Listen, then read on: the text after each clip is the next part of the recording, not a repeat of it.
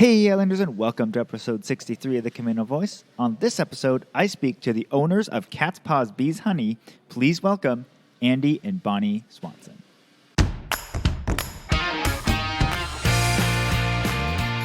Hi, I'm Brandon Erickson, and you're listening to the Camano Voice podcast, where I interview folks around Camano Island and beyond. If you want to stay up to date on events, businesses, and even hear a little history of this area, subscribe to this podcast and share with your friends. Thanks for listening. Hey, Islanders, and welcome to another episode of the Camano Voice, where we release a new episode every Tuesday. And before we get into the summary of this episode and the preview, I want to say a quick thank you to everybody who's joined in and listened to the podcast. We're on episode 63, so it totally blew past the milestone of a year and 52 episodes.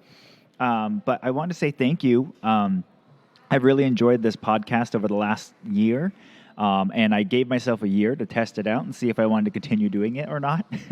But you guys have, the people I've heard from that have listened to the podcast have been very positive and encouraging, and so I'm very excited to continue it for the next year and see where that takes me. But yeah, we made it to a year, 63 episodes. We're actually a little past that, but you know, a little better late than never. So anyways, I just want to say thank you guys. And if you haven't already, please share with your friends and family that are in or around the San Camano area. I'm still trying to get the growth of the podcast going. And so I actually have a pretty good listener base, but I'd like to see it grow over the next year. I'm going to try and do a little bit better getting the word out myself as well, but I can use your guys' help too. So tell a friend or family about it. And yeah, so this episode is actually going to be with Bonnie and Andy Swanson, who are the owners of Paws, Bees, Honey. And so we get into all things bees, obviously, but we also get into kind of their history, where they started. And, you know, most of you might remember that I interviewed Jennifer earlier, who is the owner of Camano Island Honey. So it's very interesting. I get to hear multiple perspectives of the bee industry and how each company kind of works with their bees in a different way. So if you haven't listened to that episode, be sure to go back and listen to that one as well. That was a fascinating episode as well, and this one is equally so. So I did break this into two parts because the first part and this ended up being a very long episode. So anyways, be sure to check out both parts. The next part will be released next week. And without further ado, here's my conversation with Andy and Bonnie Swanson. Hey, Islanders, and welcome to another episode. Today I have here the owners of Paws Honey. Welcome to the podcast, Bonnie and Andy. Welcome. Thank you. Yeah. So before we get started, tell us a little bit about Bonnie and Andy. Let's see. Andy will start. I've always been interested in bees. I was fascinated when I probably saw bees the first time in a swarm when I was about 8 or 10 years old. Okay. And it was absolutely fascinating. Didn't get involved with bees until much later on in life, but collected insects when I was in 4-H, did entomology and stuff. So it's been kind of a lifelong passion to want to do bees. Mm-hmm. You know, especially when it's not something I want to do for a living per se, but I certainly, wanted to do bees. So as far as that goes. Nice. So I got into bees because Andy got into bees.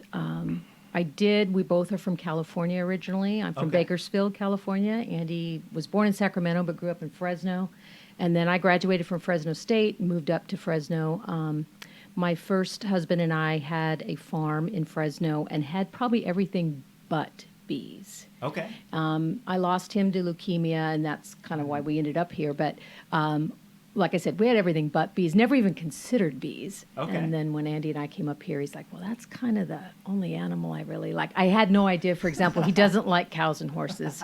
Those pigs, chickens, all that. I mean, she's had everything, goats. Yeah, and I don't want any of that stuff. I mean, oh my goodness. So that's kind of the common interest. Yeah. For me, it was organic farming back in the late 70s, early 80s. Okay. Yeah. And make no mistake, beekeeping is farming. And just in case anybody doesn't realize, you're farming wooden boxes. You know, Yes. you don't have acreage and things like that. You know, you're just a squatter with boxes, but you're still a farmer nevertheless. Very cool. So you said you both started in California. Yes. So Andy, where did you grow up again? Fresno. Yeah. Okay. I moved to Fresno when I was 5 years old. And so, you know, all of the time that I grew up was always around Fresno and Clovis. And Fresno is a farming community. Okay. As much as it's become a really large town and it has all the large town problems and everything else, its base economy is farming. And they grow a lot of grapes and raisins and figs and almonds, and you know, there's just a lot of farming stuff. And as soon as you bounce right out of Fresno into the surrounding areas, you'll see lots of farming, lots of trees, lots of things. That was all agricultural things. So, Okay. you know, yeah. So, Got it. And then you. I was in Bakersfield, which is just a couple hours south, but still the San Joaquin Valley, all so we were basically between Los Angeles and San Francisco, lots and lots of agriculture. I didn't really grow up so much around agriculture till after I got married. My dad was a policeman, my mother was an accountant, you know, Okay. we're very, you know, just standard middle class. Nowhere near, you know. Yeah. Didn't even look at the ingredients on the box. Yeah. Yeah, Right. starting out, so. Okay. So and then Andy, did you end up going to a university or anything after high school? you know, what happened to me was I went ahead and went to City College, and I had a really bad car accident when I was in my early 20, 21 year of age. And after that, that was very life-altering. It changed the course of my life. I had 32 stitches across my face. I ate a windshield. And I quit going to college and started chasing dreams. It was one of those, it's sometimes when you go through life, when you have your life flash in front of you, you suddenly realize that you might be wasting time doing one thing and you need to be chasing other things. Mm-hmm. So I chased a tropical fish farm. I chased a bonsai nursery, did bonsai for 25 years, enjoyed that quite a bit. Okay. So there was a lot of things that I chased down and did. I became a carpenter, I became a welder.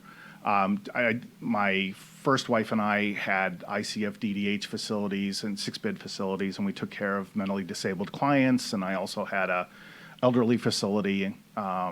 So I've had a very large, diverse life as far as all of those things. But when I was a young man, the course of changing my life was over through that bad car accident, actually. So what were you studying in college before that happened? I wanted to do real estate, and I wanted to be an accountant.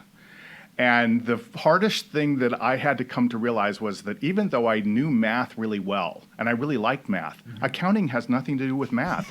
It actually has to do with bouncing things from one column to another column and moving things around accordingly. And I actually figured out that I couldn't do it. The concept of moving things around with balance sheets and all the other stuff, I just absolutely hated it. And I failed it when I first walked in and did 6 weeks of it. I was totally lost. I went back in the next semester and did it again, and I flunked it just about the same amount of time. And it was like, what's wrong?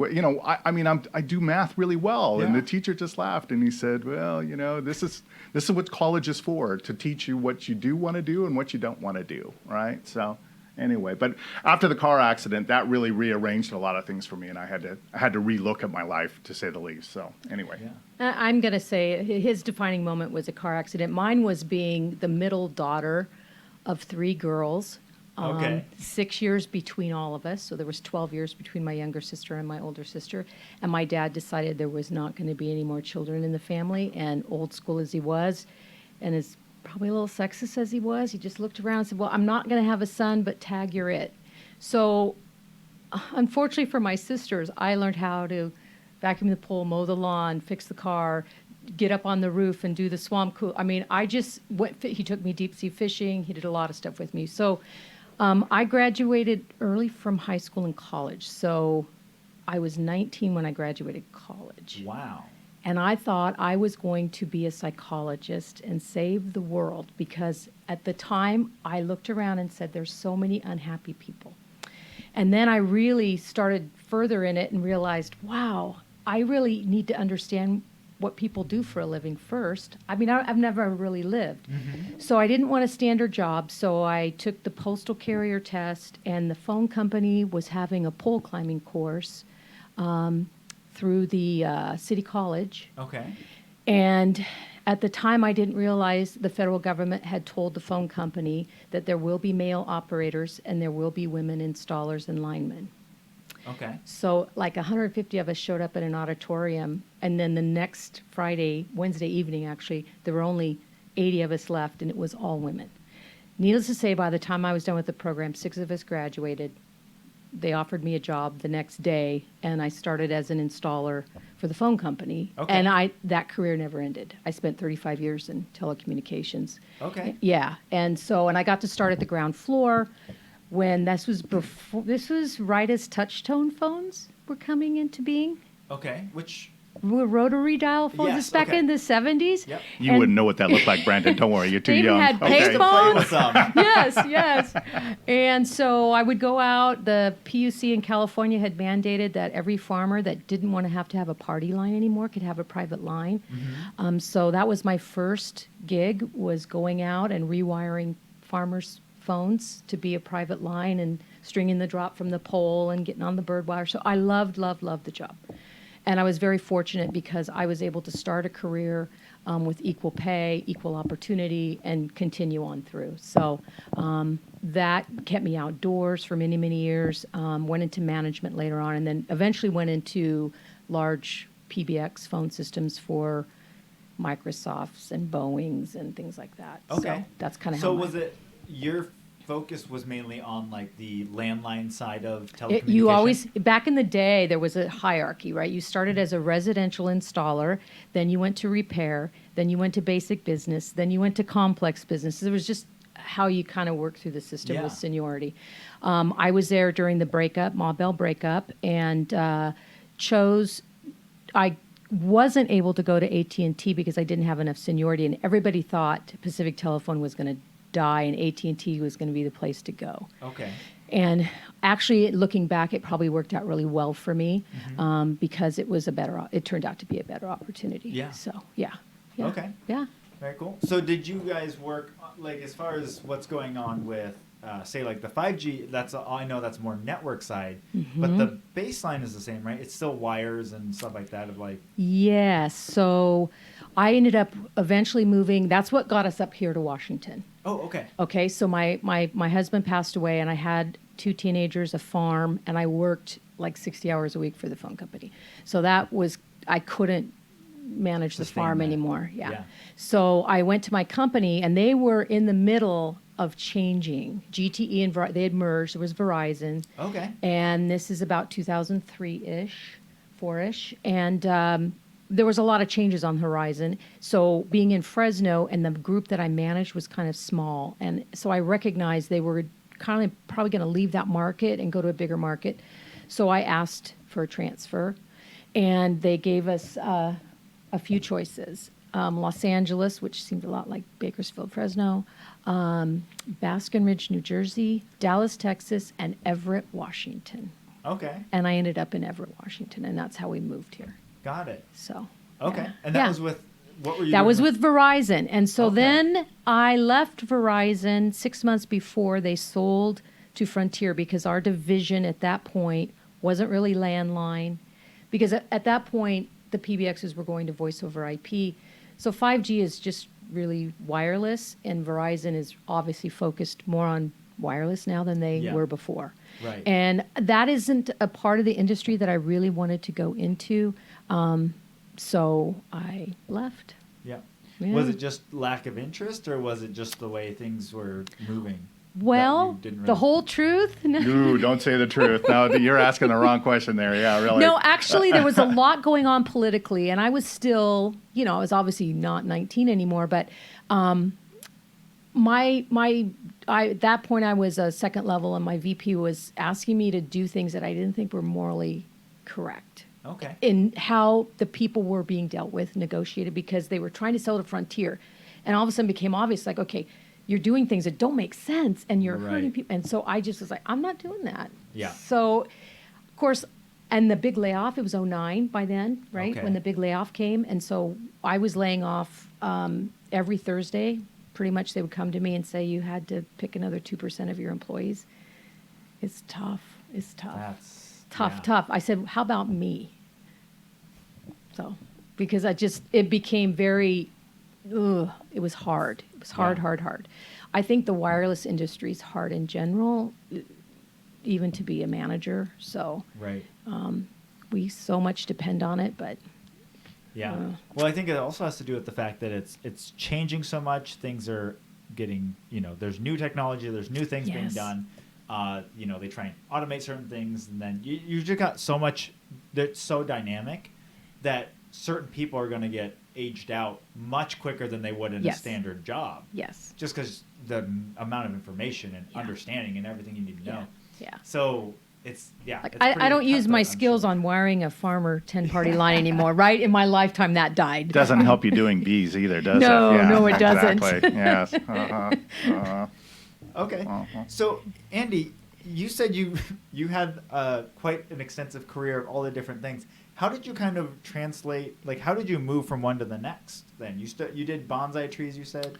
That was as a hobby. I tried to do it as a business also. I will tell you that anytime you take a hobby and you try to make it into a business, it's very painful because all the joy that you got out of that hobby, now when it becomes a source of income, it becomes a problem. Okay. And all the joy usually gets knocked out of things when you start doing that. Okay. And that's a harsh lesson to learn in life when you're doing things, right? And I think, one year when I think I was 27 years old, I had 13 W-2s, and that didn't cover all the jobs that I had. So, it's both good and bad. There's frustrating things in life, but I also learned how to do a lot of things. I went through a lot of different construction, lots of different jobs. And it teaches you how to be self-sufficient. It teaches you how to think. It teaches you how to be independent.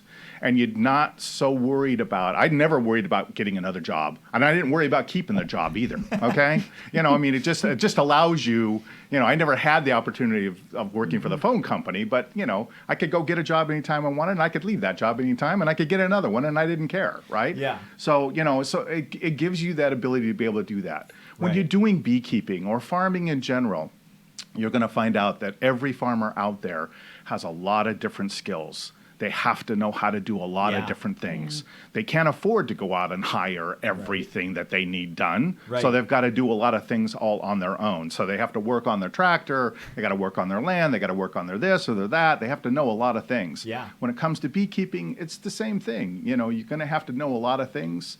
Beekeepers are notorious for being very cheap and very frugal, and it's because usually they're touching thousands and thousands of hives. So if they do something and it costs them 10 cents times 5,000, they're starting to look at it like, oh my goodness, I don't want to spend that 10 cents on 5,000 hives, right? Yeah, right? Especially a couple of dollars per 5,000 hives, right? Yeah, So yeah. they look in those terms constantly all the time, and most farmers do. Right? Yeah.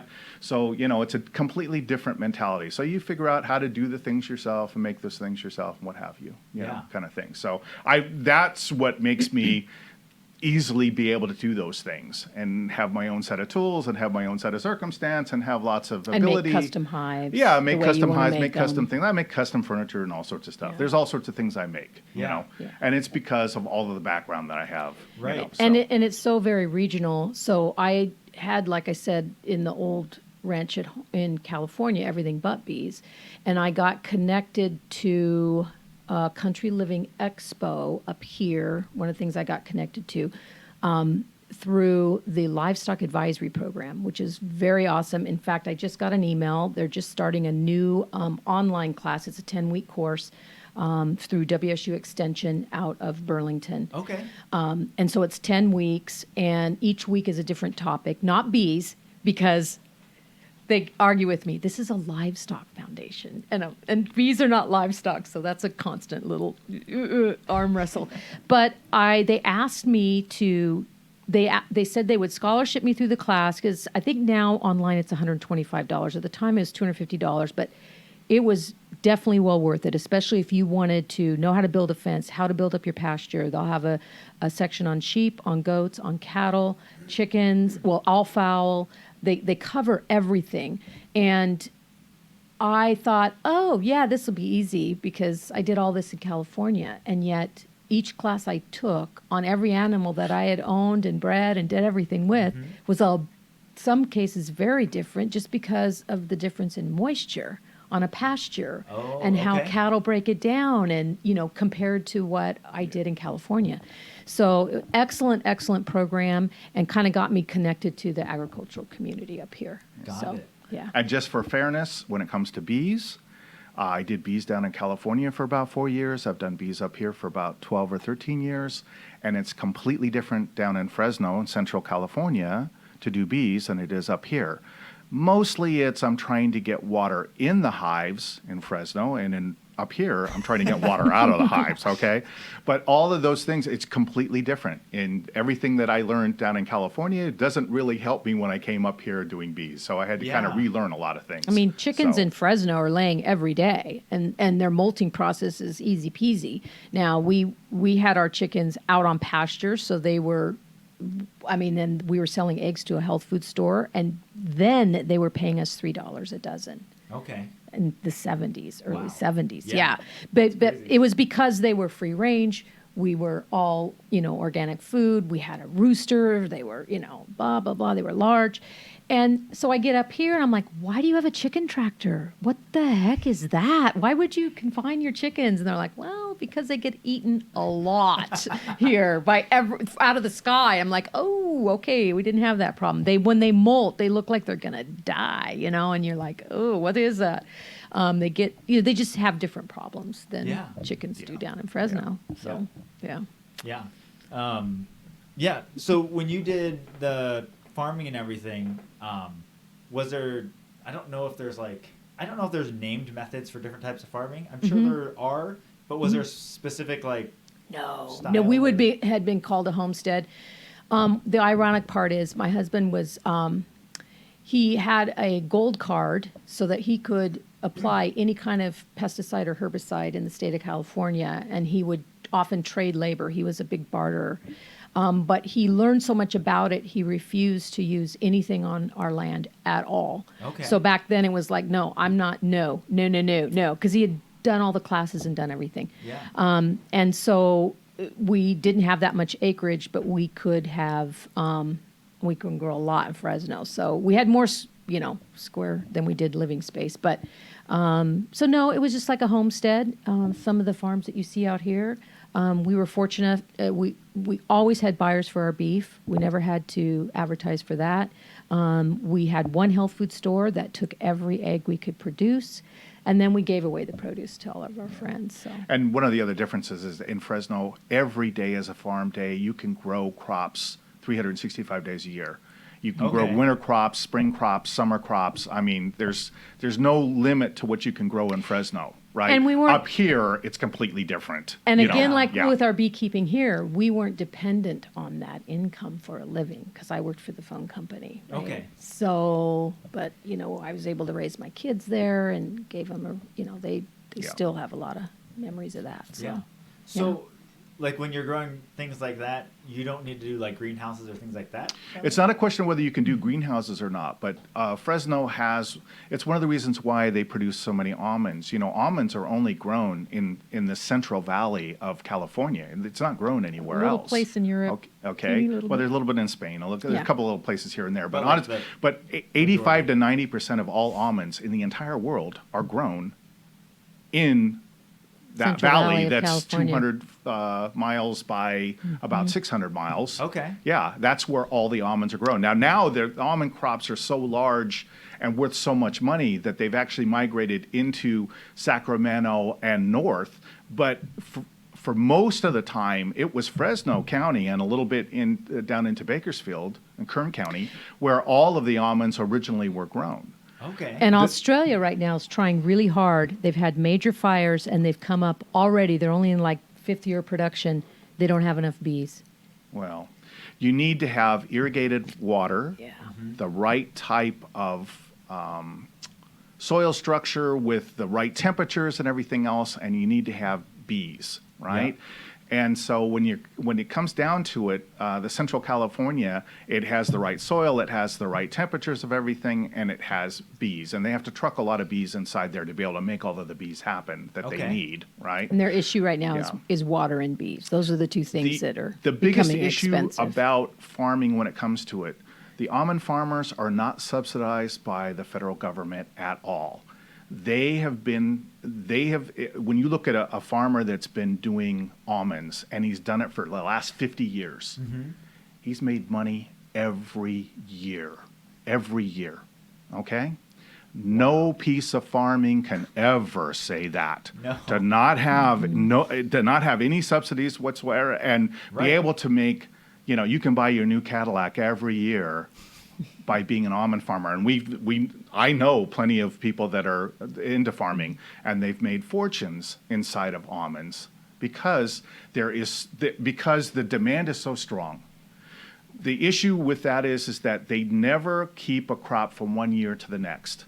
Whatever they've grown, if they don't sell it inside of the United States, China will pick up as much loose almond as you can ever imagine and pay the price thereof, okay? Including the tariffs and everything else. So they never, ever have a crop that they hang on to. So it every year, no matter how much they produce, they sell. And there have been some years where they looked at it like, oh my goodness, we've produced double or triple the amount we've ever done. Are we going to be able to sell this? Lo and behold, they do, right?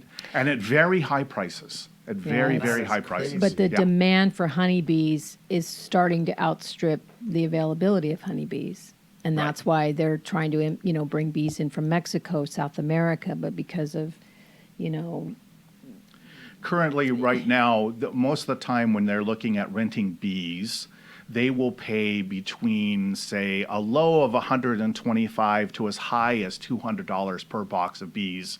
And they're usually only keeping them for about 6 weeks for that almond crop. Okay. As soon as you get out of that almond crop and you would migrate to, say, apples, they're only going to pay you $35 a box to rent that box. And of course, they're only going to rent that box for 4 or 5 days, maybe 10 days total. But it doesn't matter. The almond farmers are paying the beekeepers their entire living. Most of the beekeepers make between 75 to 95% of all monies they ever make are coming out of the almond farmers' pockets into theirs. It's and they are the ones that are paying for everything. For right? what When we it comes call, to for beekeeping. For what we when it call comes to that. commercial beekeepers, and even Yeah. some of the sideliners, up to 500 hives, you're considered, there's hobby, novice, sideliner, and commercial. And even the sideliners will group together and get a couple, there's about 500 hives to a rig to truck them And down. even though I come from that area where I knew a lot of the beekeepers and a lot of the farmers and stuff, we don't rent our bees to farmers. We don't send them down to California. We don't ship them off to other places and stuff. Right. So that's part of a business that we don't do. But when it comes to just beekeeping in general, virtually all of the beekeepers have to, one way or the other, get their bees into almonds to make their paycheck. If they're right? making a living off of it and their family is depending on it, it's switched. Honey coming from out of the country is so cheap that they can't. It's hard to compete with that unless they're a boutique honey like us, and we only have so much. We're only going to sell so much, And again, we don't have to make a living at it, and so it's become a real catch-22 for them because it's been a machine that they've been on, Right. and they got to get them down there, and they have to be 8 frame or better out of a 10 frame hive to get really good money. in January, if you want to go after that $200 a box thing, then you're going to have 8 frame or better. in January when our bees are in winter cluster. So wait, pause there for a sec. What does 8 frame or better mean? Because I don't understand the terminology. Right.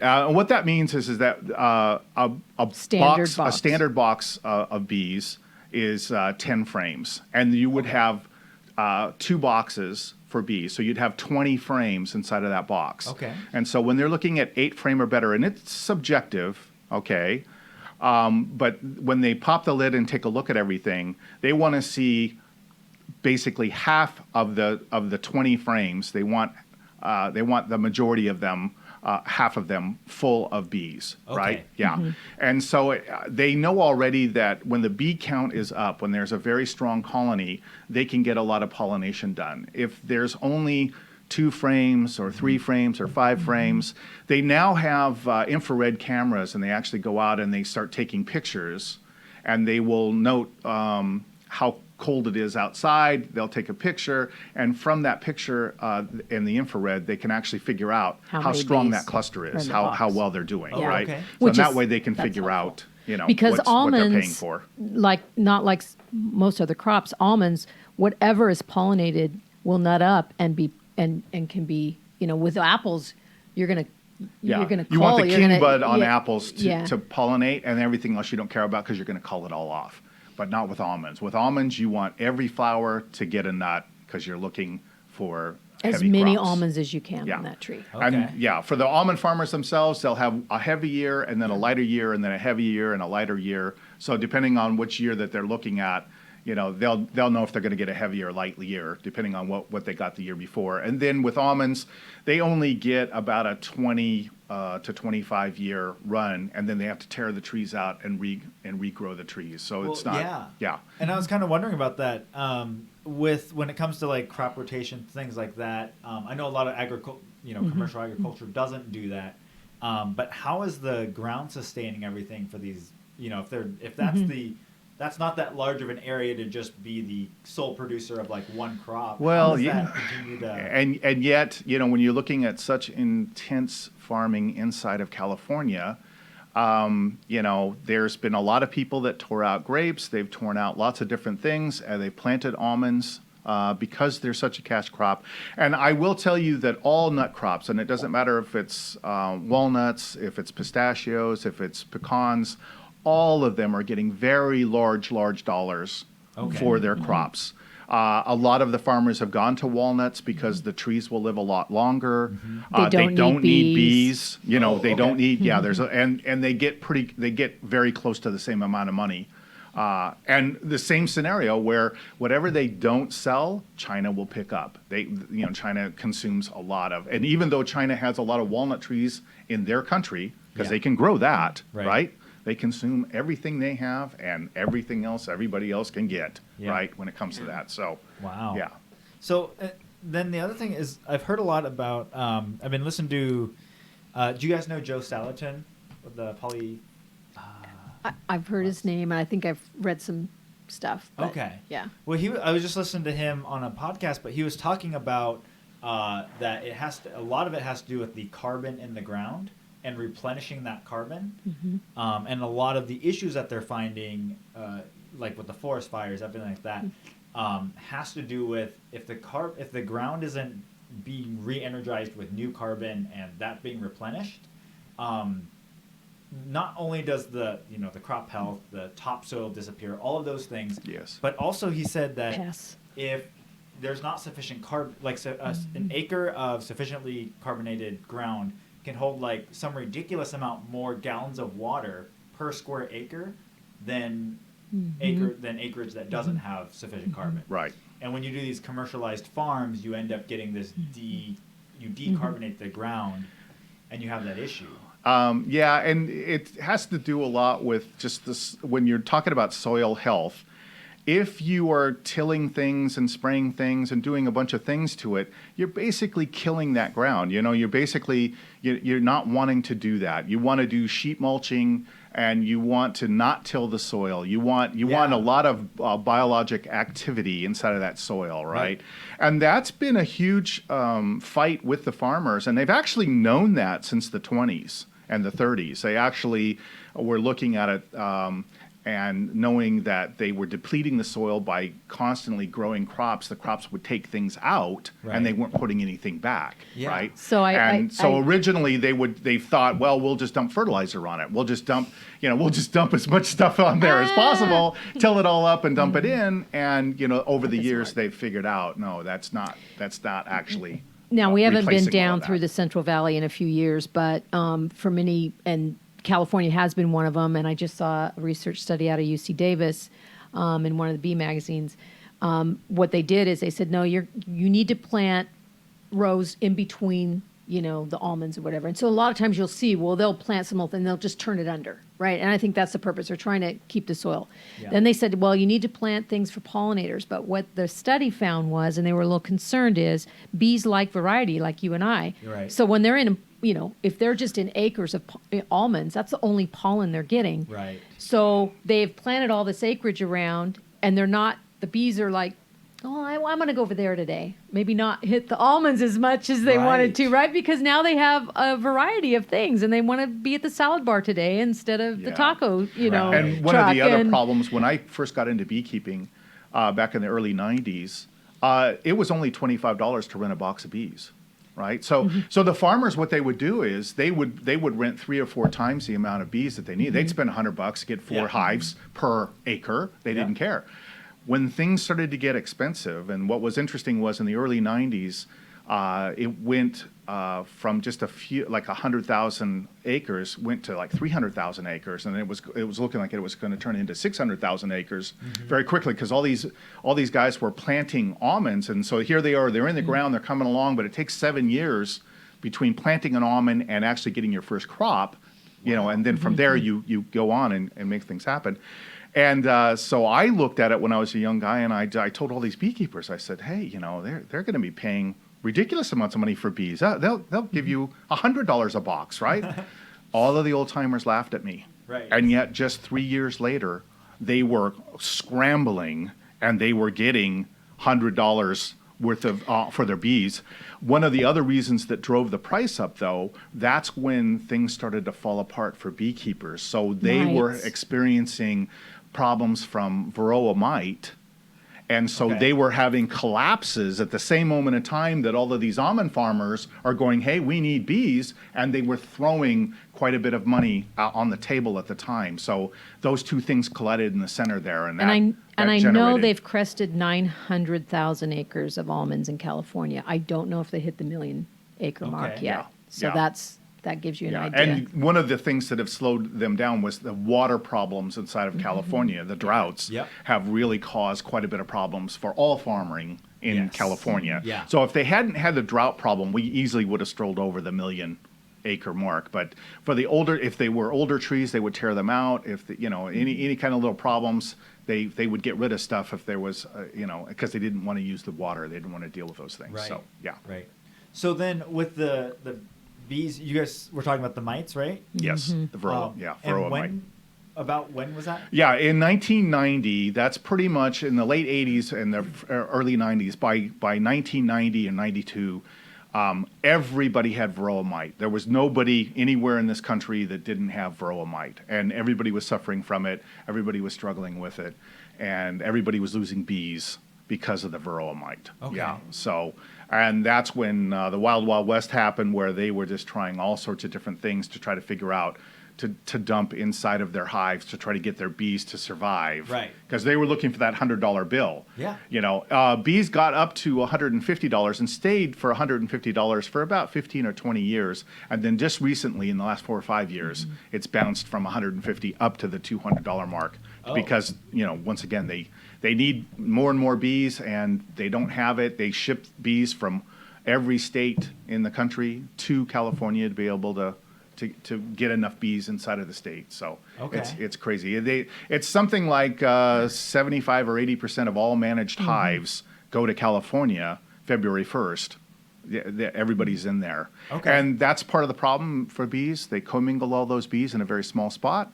Everybody commingles all their sick bees with our healthy bees, and then they all go back home respectfully. Right. So it doesn't take very long before, if somebody had a problem in Florida, and that's where they think that the varroa mite first showed up. And then they all showed up. Once they, within Yes, just a few years, everybody got a dose of all that. Yes. Wow. So, and that's how things spread in the bee world. Yep. When you're having You would never do that with cattle, for example. Varroa mite, foul brood, nosema, any of those things that you're normally dealing with.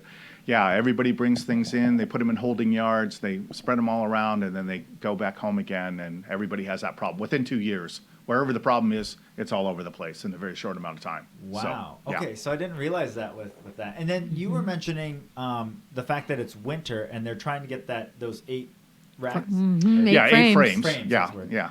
And you were saying, but it's winter time. How does that coincide? Well, so what happens on that piece there is that bees are one of the few things, when you're looking at a hive, honeybees are the only ones that actually keep the hive alive 12 months out of the year. If you were looking at a bumblebee or a wasp or a hornet, they create their hives, and during the summertime, they have a lot of bees. Towards the end of fall, they have lots and lots of bees. But then they create their queens, and then everything dies. The queen lives. The queen goes and hibernates and then remakes a new hive every year. When it comes to honeybees, though, no. They'll go in the wintertime, they'll want to get down to, say, anywhere from 2,000 or 3,000 in a hive up to, say, 12,000, somewhere in there. And then in the summertime, they want to be 40,000, 60,000, 80,000 in a hive. And the queen, right? what they do is the queen doesn't lay in the winter. Right. So that they like hibernate. And so basically the worker bee's function is to keep the hive warm, to keep her fed, keep moisture, keep everything, just to get her till next spring. Got it. So if you want to have all these bees in the box, then you have to stimulate the bees for them to think, oh, there's food out there. So you have to feed them food like it's spring. Yeah. And so typically the speaking, so normally a laying. hive would have between 2 frames to 4 frames worth of bees without any stimulation at all. Okay. But if you're going to sugar feed them, and especially they like Italian bees because they're easy to trick with sugar water, you start putting sugar water to them in November and December and January, right? When you start feeding them, then all of a sudden they'll think, oh, spring is coming, and they'll expand them out, and then they can get 6 frame, 8 frame, 10 frame, 12 frame, that kind of scenario, because they've gotten those bees to go ahead and rev up, right? It's very hard up here because you're dumping sugar water at a very cold time, and the bees, you're force feeding the bees to be able to get them to make bees when they shouldn't normally be making them. Right. So you're pressing on them harder. Yeah. So then you said they were bringing in bees from all over the country, but did you say they also bring them from out of country as well? No, they can't bring them out of country. Yeah, they want to. That's a big thing right now. They realize that as they move forward, how are we going to have enough bees? And so now I think they were bringing bees from Australia. Hawaii. Well, they were bringing in packages. Is what packages, they were doing. And Hawaii. That's true, not for pollination, but Hawaii didn't have mites till we went to the conference in 2011, I think, and they had just gotten mites like in 2008. Yeah. Wow.